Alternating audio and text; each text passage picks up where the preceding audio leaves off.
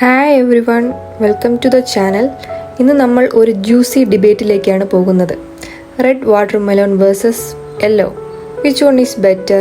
ഏതാണ് നമ്മുടെ ശരീരത്തിന് ഉചിതമായത്? നിങ്ങൾക്ക് എല്ലാവർക്കും ക്ലാസിക് റെഡ് നിറത്തിലുള്ള വാട്ടർ മെലോണിനെ കുറിച്ച് അറിയാം.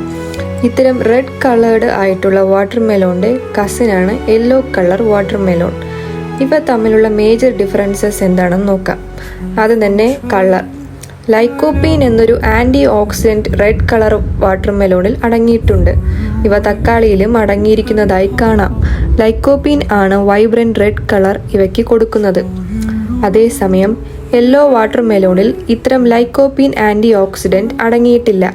എന്നിരുന്നാലും അവയ്ക്ക് യെല്ലോ നിറം ലഭിക്കുന്നത് ബീറ്റാ കരോട്ടിനിൽ നിന്നാണ്.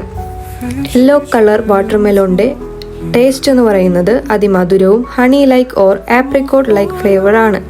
റെഡ് വാട്ടർ മെലോൺസിന് കുക്കുംബറിൻ്റെ ഫ്ലേവറാണ് ചെറുതായിട്ട്. രണ്ടിനും 90% വാട്ടറാണ്.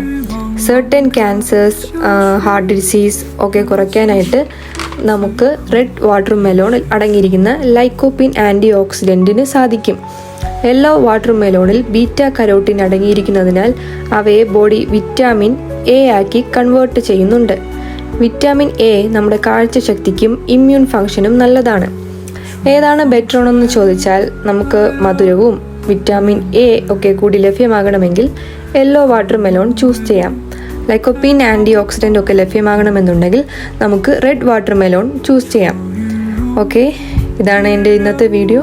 Thanks for watching. നിങ്ങൾക്ക് ഏത് വാട്ടർ മെലോൺ ആണ് ചൂസ് ചെയ്യുക എന്ന് കമൻറ്റ് ചെയ്യൂ.